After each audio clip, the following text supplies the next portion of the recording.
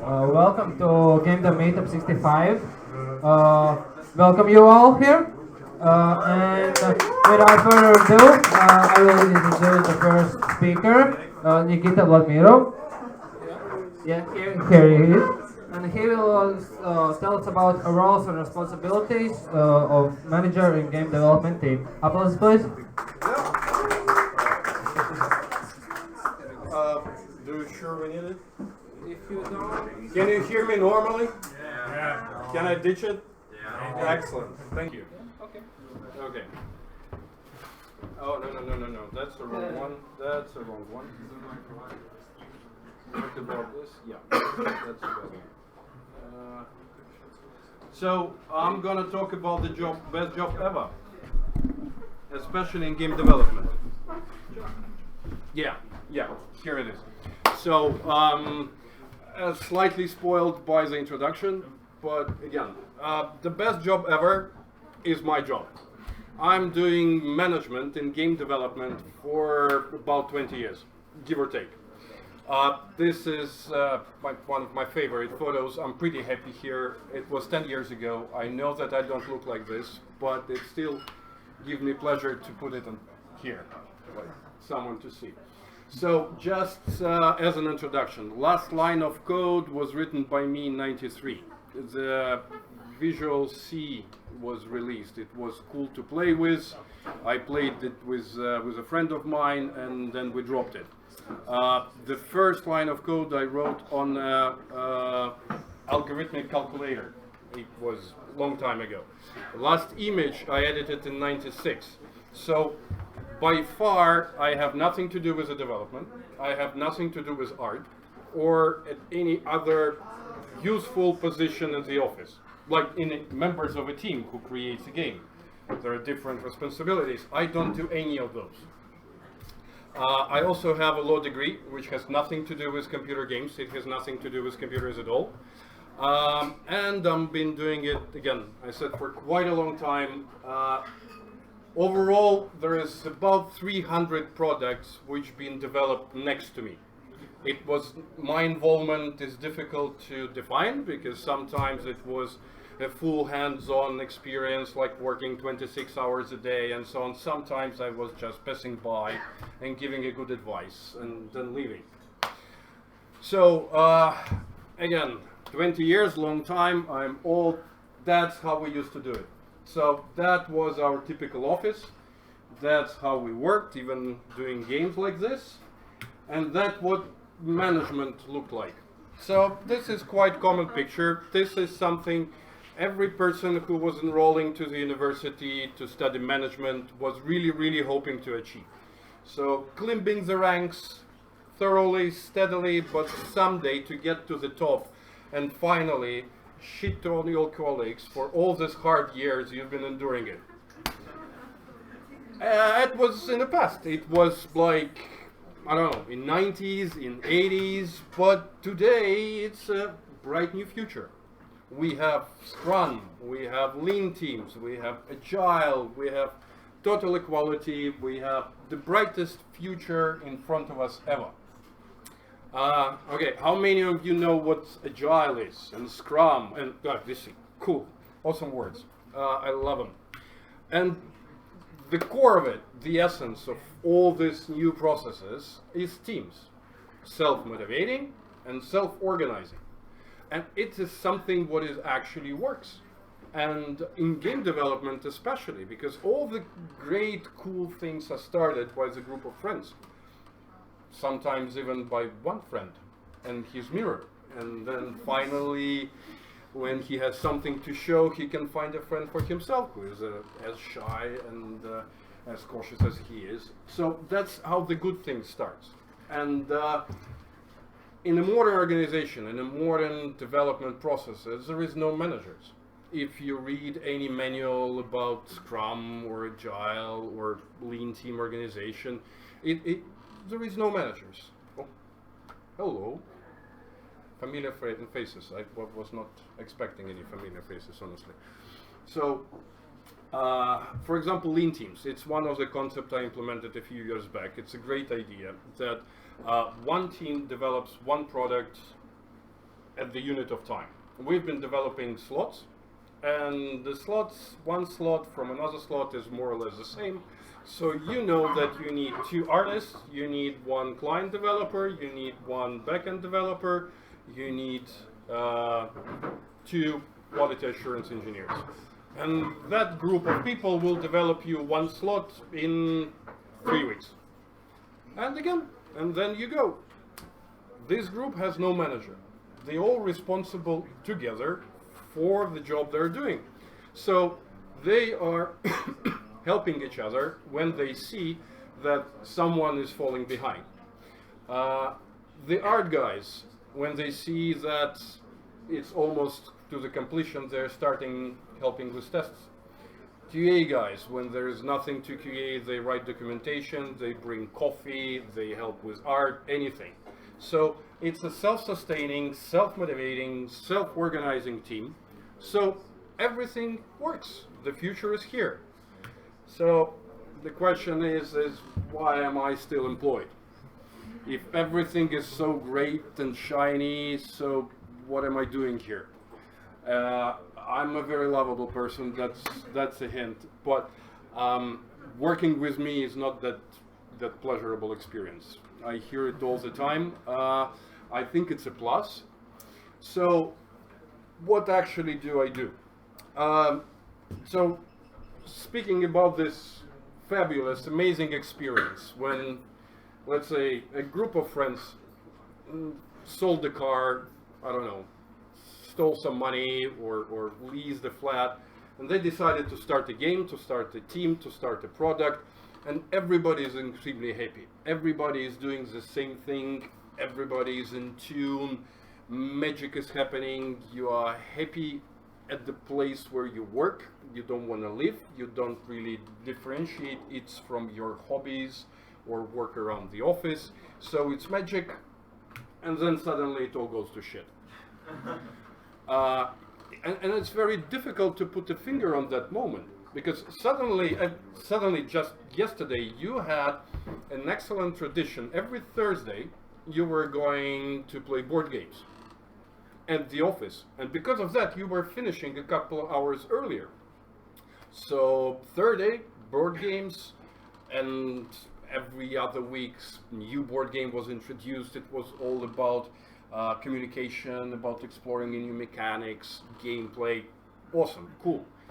But then new people show up, and they don't really like board games. They use this opportunity to skip the office earlier.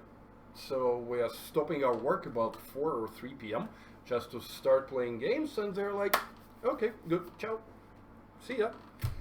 And that ruins stuff, piece by piece, brick by brick. It changes the mood inside the team, and it's all from happy family. It goes like this. I've seen it multiply times, and hopefully I know how to fight it. So it's all happening because of this. It's a huge stinky book which called Corporate Culture Volume 1, Section 4, Subsection Z. So corporate culture sounds heavy. It sounds something from a Harvard Business Review and all this stupid business articles, but actually it's a list of traditions. And every team has its own corporate culture. It might not be such a nice and shiny word, but it's still a corporate culture. It's a set of unwritten, unspoken rules, which based on the values you all have and the goals you share, and that what creates this atmosphere. And those rules, nobody really think of them. Nobody really put them on paper, because why? We're all friends. It doesn't have to be like this. I mean, it's a common decency, like to flush your toilet. So why to write it on the wall that every person needs to flush, blah, blah, blah, wash their hands and so on. And those traditions, again, it's not about me yet. It's not about me. Those traditions are created by leaders, not necessarily managers. and not necessarily people on top. It would be good if those people are on top, because the corporate culture is a very effective tool what can be used to achieve goals of the team, goals of the company, but not necessarily. If nobody is taking care of those rules and culture, it might be some very enthusiastic, very bright and very shiny person on the lower levels of the organization who will introduce new rules, who will introduce new guidelines and new processes, and everybody will sort of accept it and live with it. And again, should I return to the picture when nobody talks to each other and so on? If too many people reject rules, what you are setting, if they're rejecting the processes, it means that your corporate culture is, that your rules do not reflect your corporate culture. And the ideas you want to transmit, they are put it in the wrong words or in the wrong lines. And again, change is always for the better, so we never talk about something solid, something what you wrote down and forgot about it for good for years. No, you have to revise it, you have to change those rules, because the team is evolving, so the rules should be. And that's me. That's finally about me. This is a guy. So do not fear and call me a lore keeper. So among other duties what might be deemed as managerial, the fun fact that there is no clear-cut definition, there is no academic definition on what the manager is doing on a daily basis, what the manager is responsible for. Because if we take the Merriam-Webber, it's going to be one definition. In Oxford Dictionary, it would be another. Every company, every team treats its definition differently. So what I'm offering you is, manager is a person who turns traditions and legends into rules, processes, and guidelines. And this is the primary responsibility of this person. It sounds quite easy because, you know, flush and wash your hands. It's easy, it's simple. You just put it on in writing, you put it on the wall of a toilet, and everything is fine. But then we have those traditions which goes deep, like playing board games. So why we're playing those board games every Thursday? Do we want to continue playing board games every Thursday? And this is something what should be put on paper. Like every Thursday we play board games, person 1 brings a game, person B brings a beer, and so on. If it would be put it on the paper earlier, it would be easier to keep a track. It would be easier to see how those traditions, how this lore is changing. Then comes the bad stuff. I mean, the lore keeping, traditions, it's all nice words, it's all very nice and cozy, but then applying those rules. Applying the rules is a bad part. So that's where the sword comes in handy. Usually having the sword and showing the sword around is good enough. But sometimes you have to use it, mostly to correct your own mistakes. So those rules have to be applied. Everybody has to live by the same rules, everybody has to live by the same processes. And you have to apply those rules with reason and caution. For example, we have rules based on sick leave. We're a small team, small company, we don't have the official HR unit with policies on how we apply sick leave. So do we have a tradition on when we are not coming to the office? Is it when we got a light fever, or we got a flu, or we just feel ourselves bad? It's a very, very thin ice, and you have to identify it every time and apply it every time. So the good thing like this would not be used for work. Another job which is quite important is keep an eye on the people who share the same values, because no matter how good you're reading the rules, no matter how good you are in identifying these traditions, if the person is a complete outsider, he does not share your team values, you would never ever turn him. So it's always your choice, because when it's a situation I've seen a lot of times. You need, I don't know, the excellent 3D animator. You need him yesterday in order to make your team better, to grow. And here he is, or she, and she's a magical professional, she's everything you need, but she's a completely different culture. And here you have to make a compromise, or you have to enforce your values, what you keep in a team. Because, okay, we take her. She is different than we are, but we'll take her. But then there is another guy who is a good developer, and he's different as well. And what should we do? Should we take him, or should we reject him and keep our values? So it's a very, very, very difficult balance to uphold. And there is no middle ground, really. You either fight for your values and you look for people who will complement you and your team, or you just give up and try to change the corporate culture for the better. And also you have to make sure that the rules reflecting values and goals, and this is coming back to changing all the time, because your team is evolving, your goals has to evolve, because if your goals does not evolve, something is wrong. And the rules have to evolve with the goals. So this is in essence what I think the manager should do. And leadership is about vision and inspiration, and the management is about discipline and making things happen. So being a good leader and a good manager is an amazing combination I rarely see. Usually the guys who are leaders, they look nice, they smile great, they nice guys, they can talk, they can inspire, they can with a few sentences just take all of you, and we will all smiling and singing will go to conquer some bar or restaurant or develop a game, no matter the cost, no matter what the road we're choosing.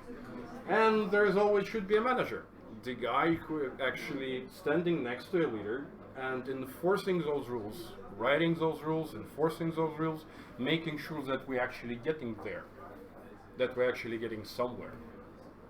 So that's in short what I believe the best job in a business.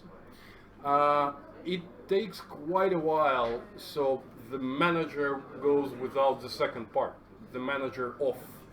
So I'm currently out of the second part. I'm just a manager. But at the very beginning, if we take a manager, the art manager, because there are rules and guidelines and processes how we do art, how we handle art, how we handle art assets, how we work with our departments. The manager could be a developer, how we handle code, how we store it, how we make changes, how we do deployments, and so on and so forth. So it's more about the way of life, the way how you see things, rather than just a title. And I hope I didn't bore you much, because I was not expecting it to be longer than 15 minutes. I wanted to be short, and maybe you have some question to ask. So thank you for your time.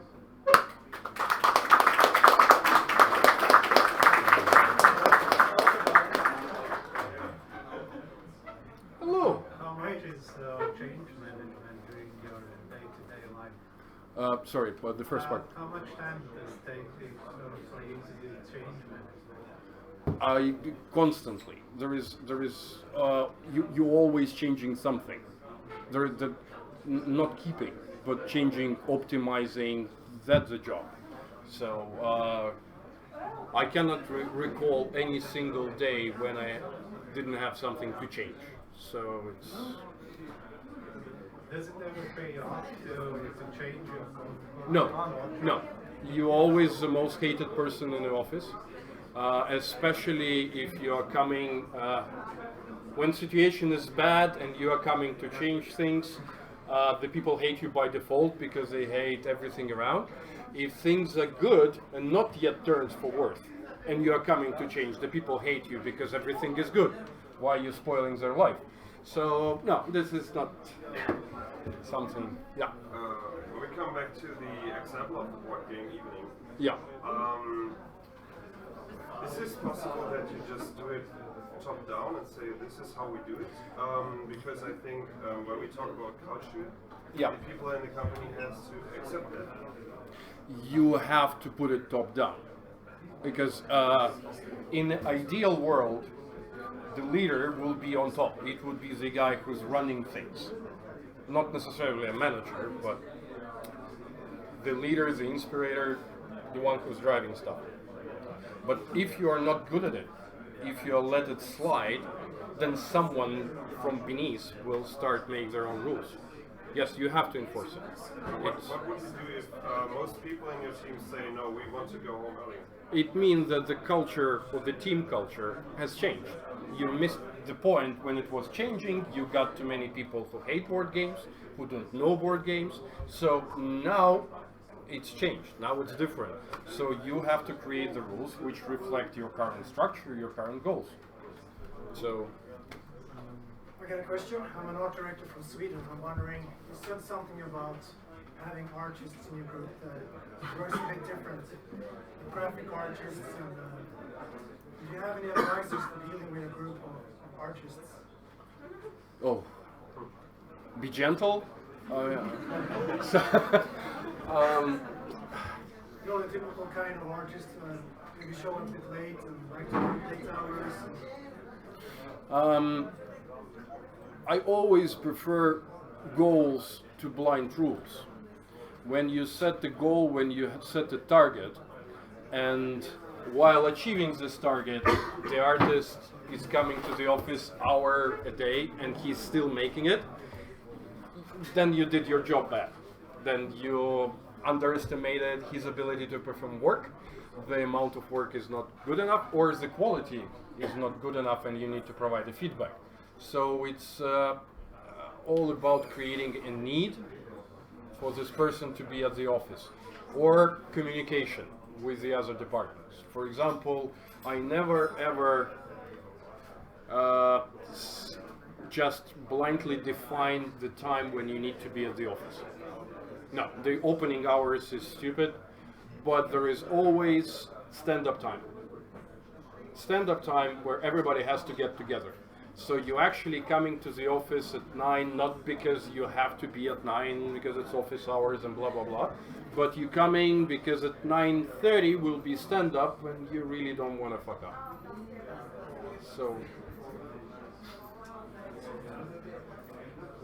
but there are so many different teams in terms of some of them are very heavy on art, then the artists dictate the rules of the game.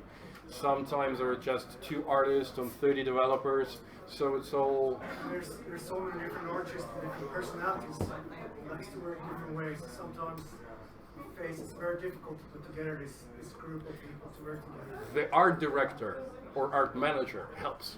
Really, really, really helps. Sorry. What are your suggestions for teams that work remotely? I do not believe in remote work. I believe that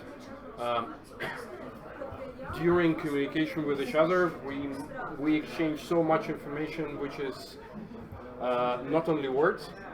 It's a body language, it's your expressions, it's intonation, how you speak. We have to spend time together in order to be on the same page, to share the same goals. I had examples of a very, very talented people successfully working remotely against all odds, but this is an extremely rare occasion. Okay, thank you for your time. It's good for me to be here. I tried to find when the last time I was engaged into GDA Latvia was 2006. So it's good for me to be back. Thank you all.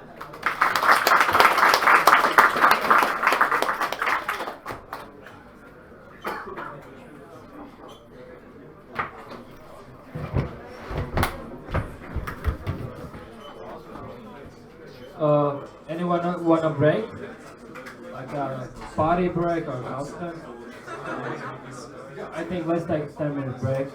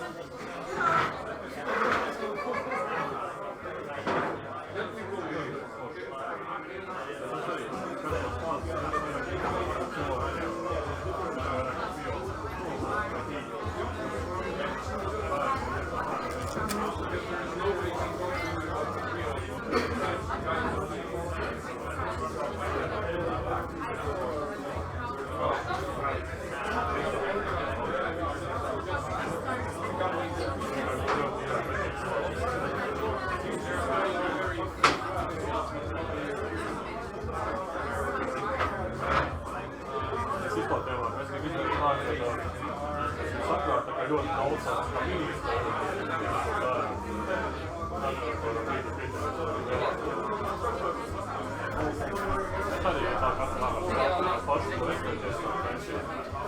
domāju, ka tāds stāsts apakšā vēl jau laika.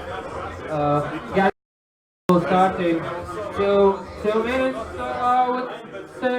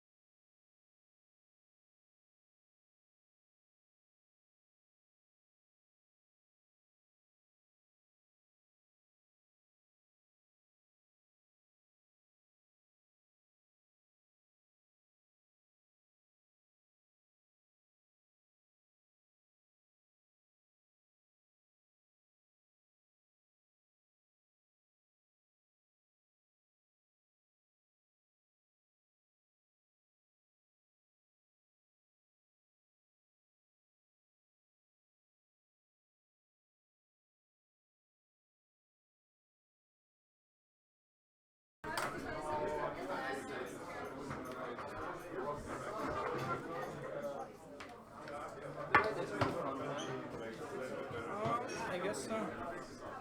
Tev ir rozeta kaut kāda.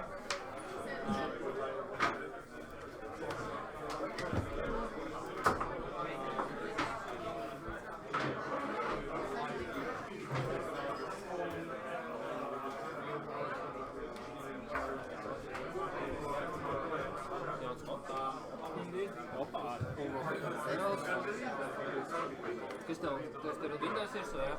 Protams. Es viņam arī Linux. Tas bija aizstrādās? Skaņu. Nevajag. Būs ok. Man nav reāli kaut ko tur. Man nav ko likt.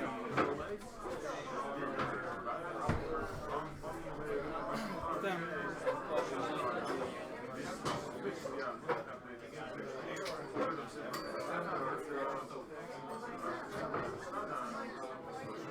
Tā, es gatavs, jā?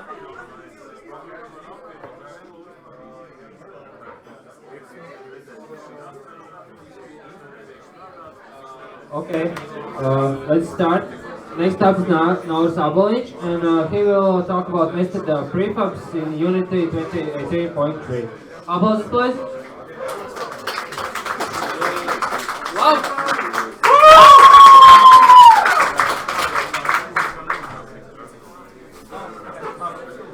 Okay, okay, so how many of you are excited for the new Unity release? Okay, how many of you know what a prefab is? Okay, how many of you know what a nested prefab is? Just one person. Two. Okay, so I'm gonna talk about why nested prefabs are awesome, why you should all be excited today, and I'm just gonna demonstrate how to use them. So I'm gonna demonstrate nested prefabs in my project, because why not? And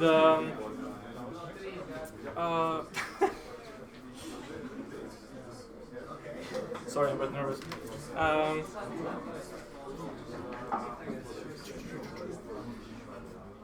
Okay, so how many of you have run into the problem where you make a huge UI system for your game and then you realize, oh no, I needed to change like one thing in like all of these buttons that I made?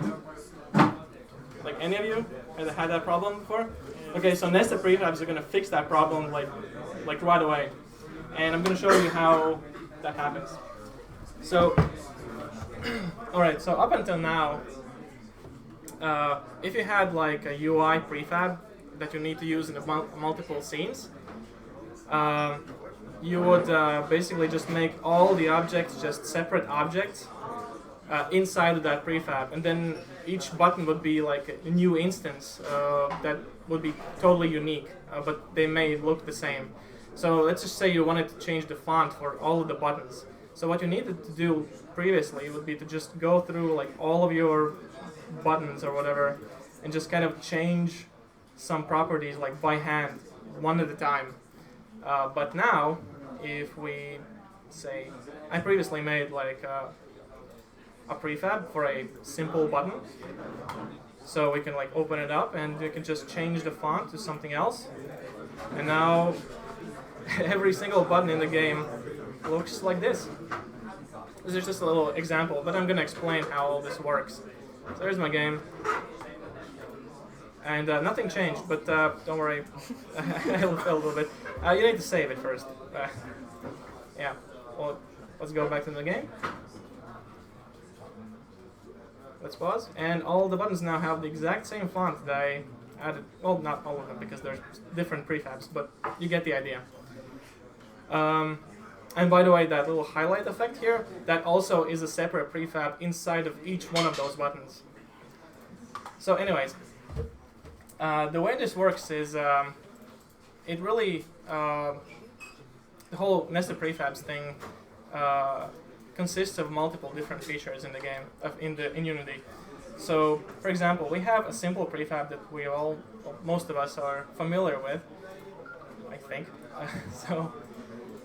But we were never able to really put another prefab inside of a different prefab and then have that prefab update as we change it.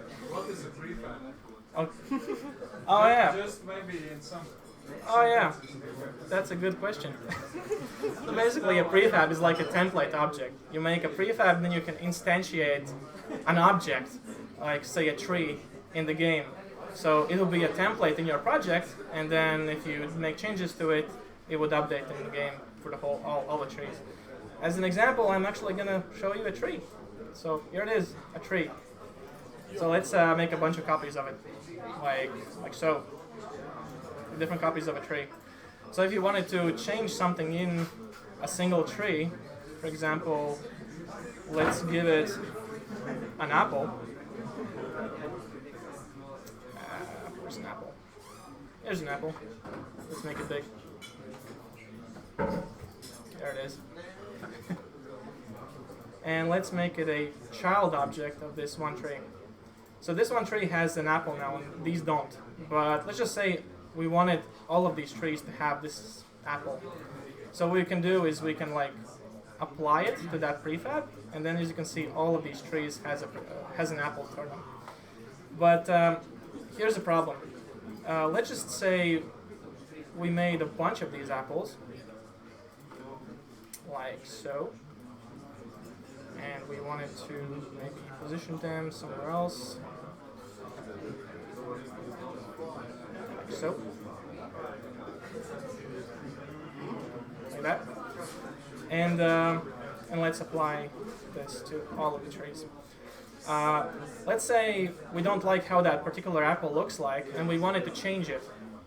So what we can do is we can go to each one of these apples and say change its material to something else, like silver. There's a silver apple now. So we can, I guess, go through all of these apples and give it that material. Or we can make that apple a separate prefab and make it a child object of this tree prefab. So instead of going through all of the apples one by one, what we can do is we can go delete these. Let's delete it. Oh wait, we can't do that. Oh.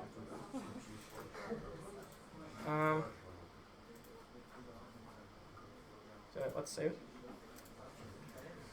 And yeah, let's actually delete this one too. Save. Okay, so let's make an apple a prefab. So the way we do this is we have an apple object here. It's really tiny. Let's make it huge, like that. And we can just make it a prefab by dragging into our project, like that. Let's make an original prefab. So now we have its icon changed a little bit, which indicates that it's just a simple prefab object, like a template. So we can delete it now here, and we can drag this apple now. As you can see, it's a big apple. We just made it. So what we can do is we can go to the tree, and let's give it that same apple, like a bunch of times. Oh, actually, never mind. Let's do it in the editor here, like that.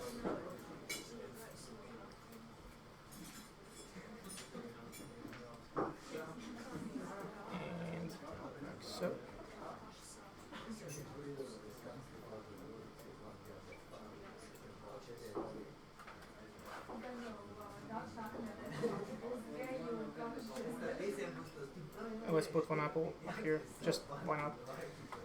And now we can save this. And as you can see, all these apples, they appear blue now. That means they are a separate prefab. And these gray boxes here, they are just a part of this tree prefab. So let's go back to the scene. And as you can see, all of the trees have apples. But let's just say we wanted the apple to be red, for example. So what we can do is we can open up the apple here, and we can change its material to something else, like, say, let's make a flaming apple, because why not? And let's save it. So now we go back to the scene. We have flaming apples for all of the trees. Previously, you would have to go through all those apples. I mean, there weren't that many. There's just 4 of them. But let's just say you had like 100 different objects in a prefab. You would have to go through all of them, like filter them out. There's some like separate differences. But now you can just change one prefab and like everything updates. So that's kind of the idea behind nested prefabs. But there's a few more features that you probably may like. So one of them is, you previously saw maybe that when I press this button, we have like a closer look at the prefab, and this is something that that's new to Unity. This is basically a prefab editor where we can edit a prefab outside of our scene here, just separately, and there's nothing around it that would interfere with our work. And we can auto save it as well, but I was pressing save all the time, but that's a small feature.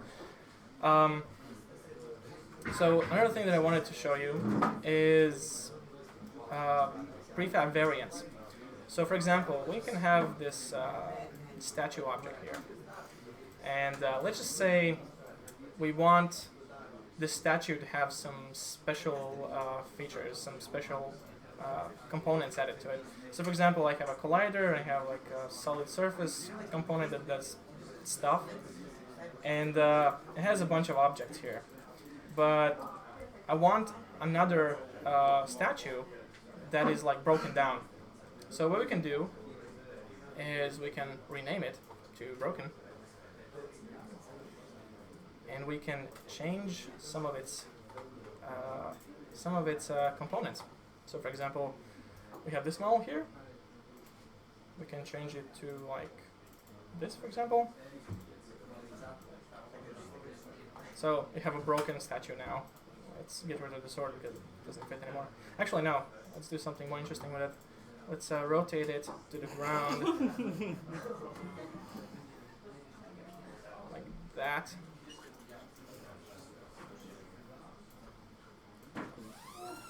Kind of like that. So it's like broken and the sword fell over. And let's go. So basically, I made a bunch of changes now, and I kind of need to save the prefab. But instead of saving it, I'm going to... So let me do that. Okay, never mind.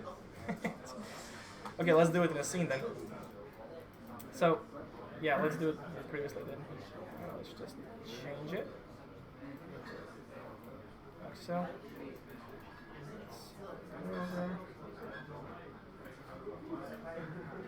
It's kind of hard to work with one hand. Okay. So now we have a altered prefab. It has altered. This object now has some altered values in its components. So, for example, as you can see, this is the mesh here is written in bold, which means that it's changed in this particular scene, as well as this value here. And the sword has a different position as well as rotation. For some reason, it doesn't show it as a changed value. So what we can do now is we can make this a separate prefab. But instead of making this a separate prefab, because we know that there's like some elements that we didn't change, like the base here, we can make it a prefab variant. So what a prefab variant is, where is it? Oh, where'd it go? Props. Yeah, there. We can take it and drag it into the project. So we can make it a original prefab or a prefab variant. So a prefab variant has like a different icon here, which indicates that it's a variant. So you can drag in the original, And the idea here is that it's essentially the same exact prefab, but with some alterations. So in this case, the alterations are the model here and the sword positioning. So if we wanted to change something in the main one, something that hasn't been overridden in this particular prefab, say for example the size of the base. So let's make it huge. That, oh no, actually no. Let's make it huge. And let's just say that this is what we want. This is what we want for all of our variations. Let's just say we had like 20 of these different variations. Instead of going through all of them and changing the size of the base here, we can just change the size of the base in the main prefab, and then apply those changes. So we can apply in-scene made changes by pressing here on the overrides, and then pressing apply all, or applying specific changes that you need. So as you can see, the prefab variation also has this altered base model here. And this prefab will respect all of the changes that aren't being overwritten by itself, like this mesh here and this and the position of the sword. Hope you got that.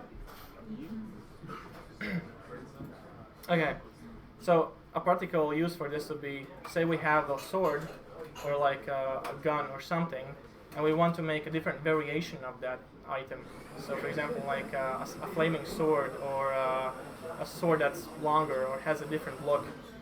It can be the same exact prefab, but with different alterations that have different graphics applied to them, or maybe some other values like what the sword does when it hits an enemy. Previously, we would have to make a separate prefab for each one of those objects, and then maybe add like a different component to make it do some different things. Okay, so but I think the most useful way to the best way to use nested prefabs that most people would agree is that it's the UI, because if we have a really complex UI in our game, eventually you're gonna need to make some changes probably along the way. So instead of wasting like hundreds of hours just going through all of your UI, potentially breaking it, you can segment your UI into bits, basically like separate prefabs, and then when something needs to be changed, you can just go to that particular prefab responsible for whatever you need to change. Like previously I showed the buttons here. Okay. Yep. So yeah. Anyone has? This was a short presentation. Anyone has any questions? Yeah. Please. Yep. I have 4 questions. Can I like shoot them all at once, or? Do you need a mic? No, I don't. That's okay. So the first one, what if I make a lot of objects and then I'm like, oh shoot, this should have been a prefab, but I also already have inserted them in scene. So what now? Do I delete all the objects and make a new prefab, or can I somehow apply in the reverse? Like you have some, like for example, if you made like a bunch of buttons and you need those buttons to be a prefab. Yeah. I think you need to delete them, because I don't think Unity has a good solution for this problem yet. Maybe in the future. You can actually write them in their, they have this beta program where you can apply and you can like send them suggestions and whatnot. You can actually send them a suggestion for this. It's a pretty good idea, I think. The thing I forgot to mention, this particular version that I'm using for Unity, it's a beta version of Unity 2018.3, and it's coming out pretty soon, I think. I hope, actually. But it seems to be pretty stable already, and I'm using this for my own project. I wouldn't recommend doing that, but I'm feeling pretty lucky, so I'm doing it. Anyone's got any other questions? Go on. Just go ahead, right? For nested prefabs, simply pressing apply, that's how it works, right? For simple prefabs, pressing apply does the changes on If you change something in your scene, say for example, a position of an object, or like scale, or some, this is a bad change, but just something, you would go to the main prefab that you've altered, and then instead you don't no longer have this apply button. You have an overrides button, and this button reveals whatever has been changed in that particular prefab. So you can choose those changes and say, I want this change to be reverted, so this particular object gets reverted. Or if I want to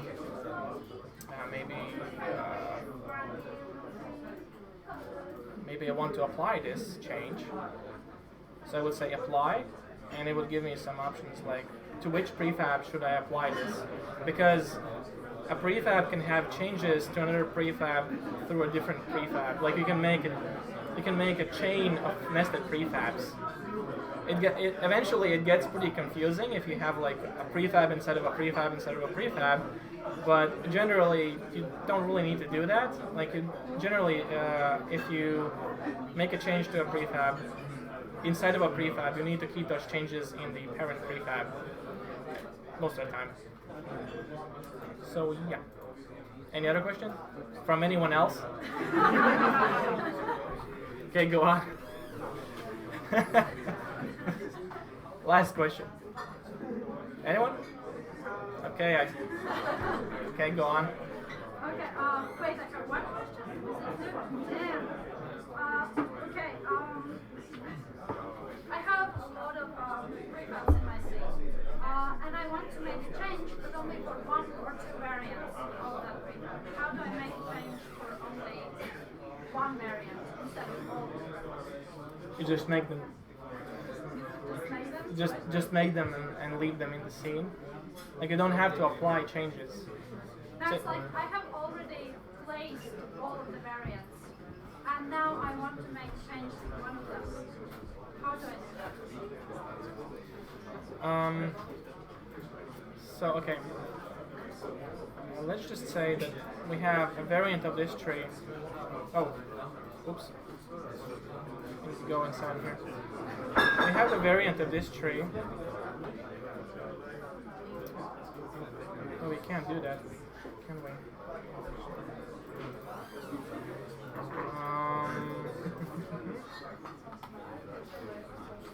It doesn't let me do that. Okay. We have a tree that has a floating apple. Okay. So we're gonna make this tree a floating apple tree.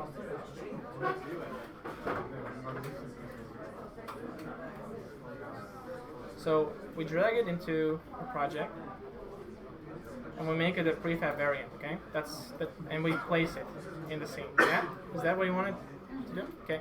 So we have a bunch of these floating apple trees, and you want to make a change for this particular one. Just make the change, and that's it. Like you just leave it, because this change is now saved in this scene.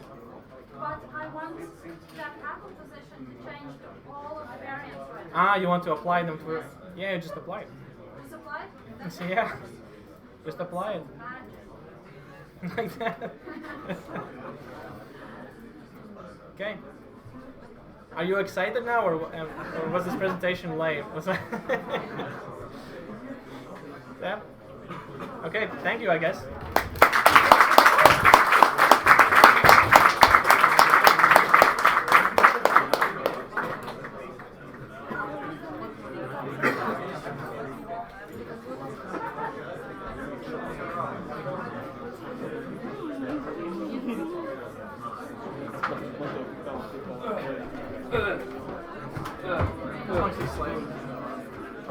Good.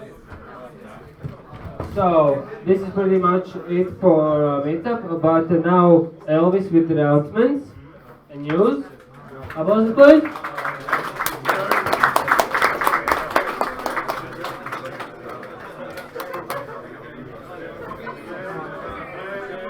What game? Good. Thank you.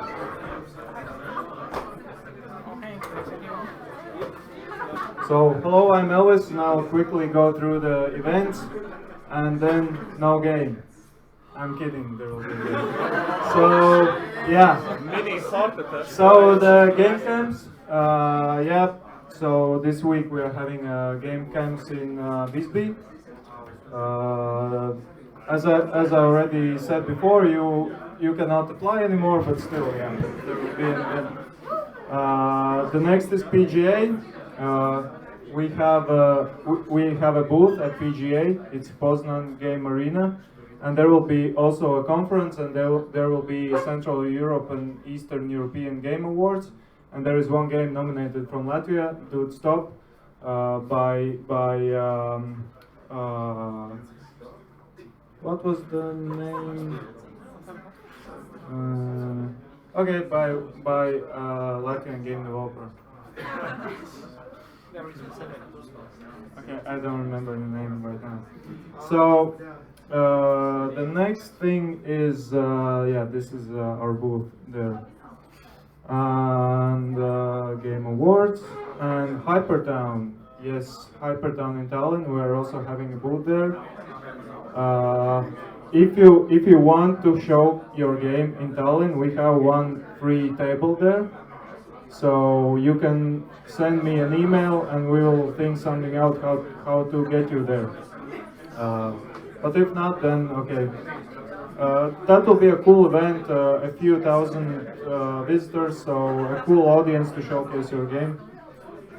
The next thing is mini jam. Where is Laura? Yeah, so Laura is organizing mini jams every Friday. Every Friday? Is it every Friday? Yeah, so if you want to relax from your family, or I don't know, just want to change the atmosphere, go to this event and work on your game and talk to other game developers maybe. So yeah, is this the right address? No, it's not. Right now it's the main building of Latvian University. Okay, I didn't change the picture. So Latvian University, it's Raini Boulevard, is 19, yeah, 19. And there is a VR hackathon on the 19th of October. So if you are a game developer, maybe you are interested in participating. If you are not a game developer, then why are you here? Okay, no, if you are not a game developer and you are here, you are in the right place, because we will convert you to a game developer. And the last thing is, at the start of November, we are having a booth at Game On. That will be a cool event with lots of people, and I will tell you about the event in November. So, guess what? The game! Yeah, so it's getting hot here. Is that a hint?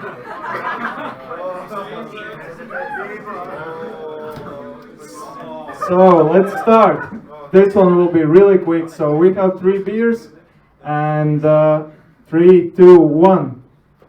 Resident Evil 7. Yes, Resident Evil 7. Yeah. So the first beer goes there.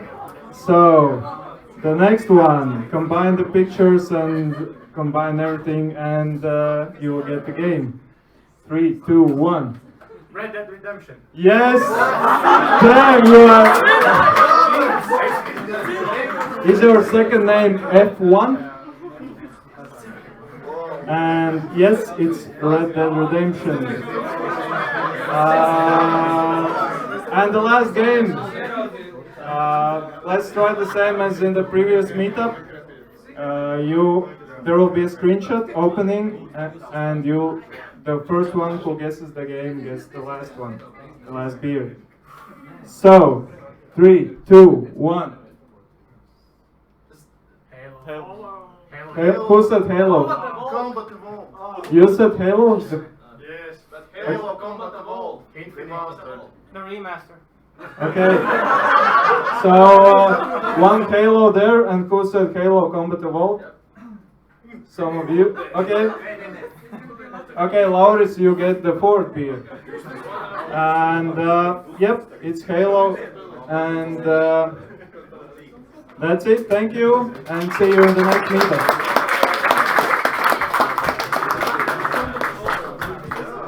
So this is officially. Now free mic if anyone want to present something.